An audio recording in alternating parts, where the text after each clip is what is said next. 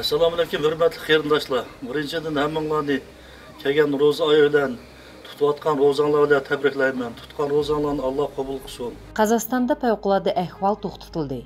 Biroq tavalada karantin rejimi saqlanmoqda. Boshqalar qatorida Almuti viloyatidami epidemiyalik ahvol yaxshilang'icha cheklashlar davom qiladi. Biroq ayrim choralar yeniklashtirildi.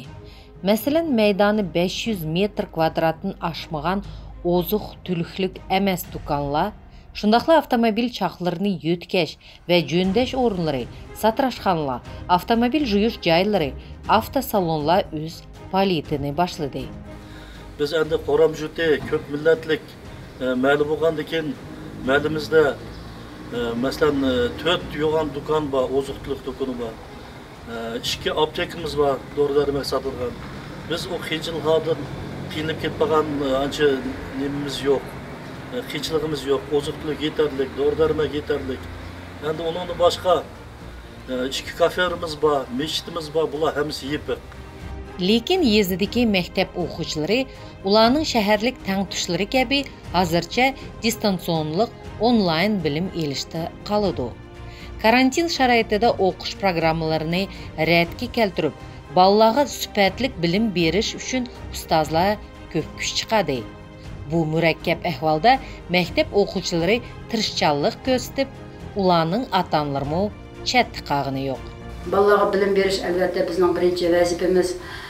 O'qish prosesi to'xtab qolmash kerak. Shuning uchun biz jiroqdan o'qitishni har taraflama qo'llab o'tadik. Texniçi mana o'qityapmiz. Amal bo'lsa 4-chorakning oxirigacha o'qish bilimining sapasini ko'tarish natijasida ko'p ishlarni qilamiz deb o'ylayman. Shahar bilan Almuta viloyati o'tirsidagi chegaralarning yepilishi shaharda ishlab yurgan tava turg'unlarini ishsiz qoldirdi. Biroq yoshlar uchun yezidimi ishlar az emas. Bo'libmi hozirgidek terilg'u vaqti o'ch olgan paytida. Dehqonchilik egiliklari xodimlarining optimistik ruhi bil ozuq-tulik mo'l bo'ldig'iga ishonchimizga turtki bo'layotdi. Bizning mana bu yilgi selingan teplitsalarimiz agrobiznes tarafdan qo'llab-quvvatlashi mana selindi. Bizning ko'chatlarimiz vaqtida o'sirilib, mana teplitsalar chiqib oldi. Karantinga qarmay ishlarimiz menyapti. Bu sortning iti Menhir degan sort. Buning bo'yi 2 metrdan oshadi. Teplisida o'sadigan eng qolaylik sortlarning biri deb hisoblanadi. Kelajakda bizning bu pomidorlarning o'rniga lozim nima, baklajanni ham teplislarda o'stirishni biz planlayapmiz. Taqdir taqozi tufayli karantin musulmonlarning Ramazon oyining kirishiga muvofiq bo'lib qoldi.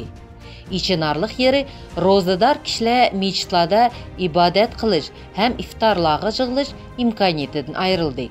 Shundimi diniy boshqarma vakillari barcha musulmon ahlini sabrlik saqlashga chaqirmoqda. Assalomu alaykum, hurmatli Qozog'istonda yashayotgan musulmon qarindoshlar. Allohning roziligi uchun tutayotgan ro'zalarimiz qabul bo'lsin. Hukumatimiz oldiga kalantir deb buni ishni qo'yib qo'ydi. Hukumatniki vacip, bunu o'rindamay mümkün emas. Bunu o'tib ketadi. Hammanglarning uyda o'tirib, iftorni uyda yasab, taravihlarni uyda o'qib, o'sha kunga nima qilgan Alloh taolaning roziligi uchun hukumatimizning oldimizga qo'ygan maqsadni o'rinlashinglarni so'raymiz. Bu kunni o'tib ketib, yaxshi kunlar keladi. Hammamiz mushu hukumatning degan, doktorning degan zanglarini mahkam tutib, hammamiz omon bo'laydi. Hammamiz yaxshi bo'laydi. Alloh yaxshi kunlarga yetkazsin.